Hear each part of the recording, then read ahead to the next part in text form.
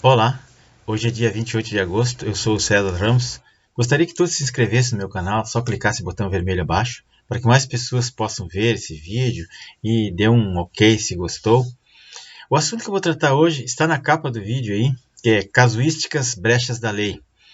A imagem que eu coloquei ali, ilustrativa, tem a estátua da Justiça sendo enforcada e tem um xadrez ao lado, com um policial colocando os presos por um lado e o juiz tirando os presos, soltando pelo outro lado. Isso aí é bem interessante porque ela está de acordo com o assunto que eu vou tratar agora, que são as casuísticas brechas da lei. Nós sabemos que as leis são políticas e são casuísticas, mas aqui no Brasil parece que elas são muito casuísticas. No tempo da era petista, o próprio ex-ministro Palocci, na delação, ele falou que mais de 900 medidas provisórias, que mais tarde acabaram virando leis, elas foram usadas com o endereço certo. Elas tinham o endereço dos grupos empresariais, dos banqueiros, visavam propinas, dinheiro para o partido, elas visavam políticos.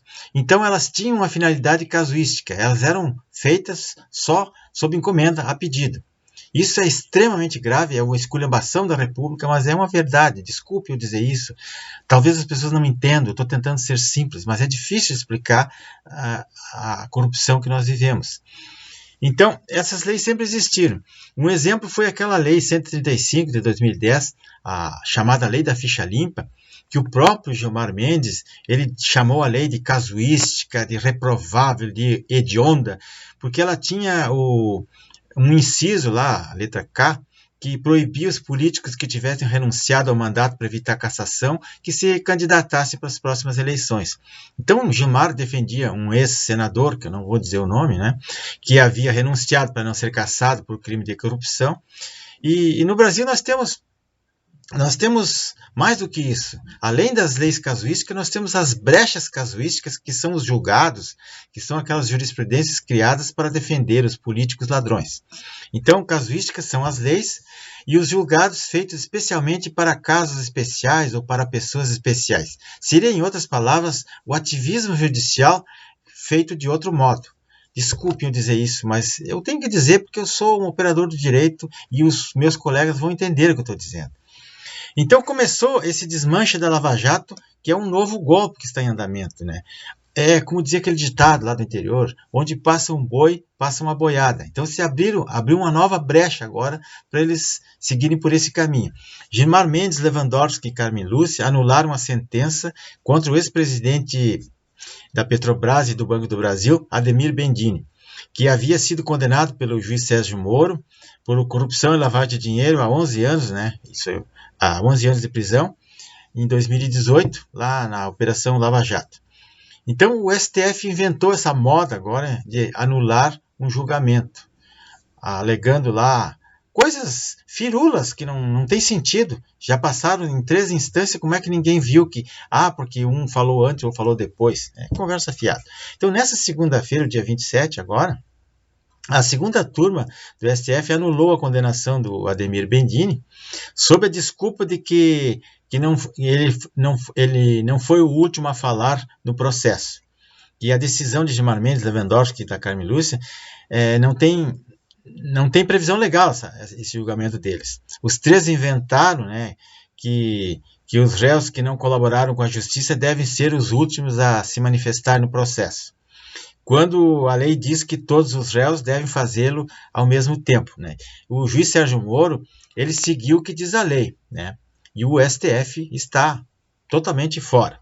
Então, a Força-Tarefa da Lava Jato alertou para o risco de anulação de praticamente todas as condenações até agora, com essa criação dessa nova brecha causística, aí, a brecha jurídica, que visa, no fim e a cabo, soltar o Lula. É esse o objetivo final. Então, o motivo dessa anulação foi ter sido o réu obrigado a apresentar os memoriais ao mesmo tempo que os outros réus delatores, né? Todo mundo era réu, mas uns se acham mais réus que os outros, sei lá, os superiores aos outros, então tem que apresentar os memoriais por último. Então prevaleceu o entendimento do ministro Gilmar, do ministro Lewandowski e da ministra Carmen Lúcia, que votaram por anular a sentença proferida pelo então juiz Sérgio Moro, e o relator, o Edson Fachin, foi o único que votou para manter a condenação do Ademir Bendini. E com essa decisão, a segunda turma do STF, o processo vai ter que voltar lá para a primeira instância e sabe lá o que vai acontecer. Então, no processo, o juiz Sérgio Moro tinha dado o mesmo prazo para o Bendini e para os demais, para os seus delatores, né? Delatores da Odebrecht, e apresentaram as alegações finais.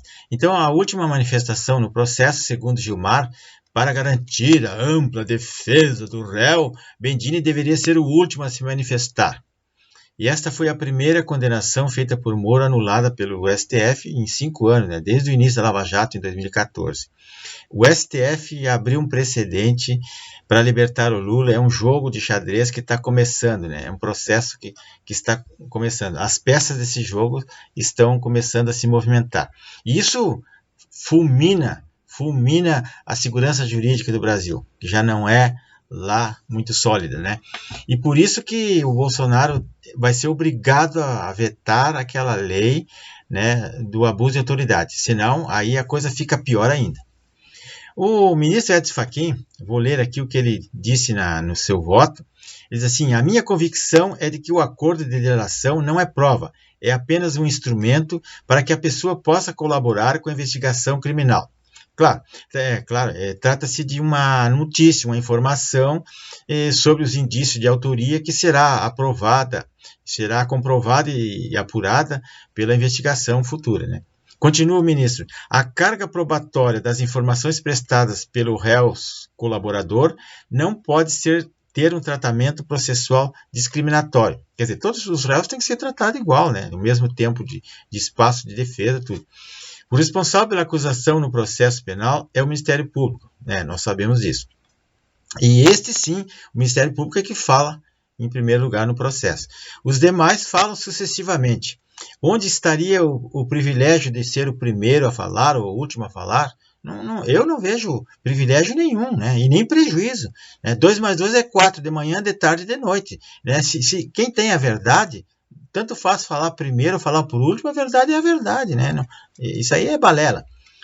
Então todos os réus são iguais, né? E o delator é apenas um réu que colaborou com a investigação, independentemente do que disseram os outros réus, e todos tiveram a oportunidade de arguir qualquer nulidade em qualquer tempo, no primeiro, no segundo, no terceiro grau, e até porque a sustentação oral dos advogados na hora das defesas, o advogado vai no plenário e fala, ou ele pede esclarecimento de alguma dúvida, qualquer ponto obscuro, é no momento da sustentação oral que o advogado vai questionar. Então não adianta depois, 2 anos depois, mas eu não falei tal coisa que devia ter falado. Não, isso não funciona assim, senão o processo não anda, não tem como.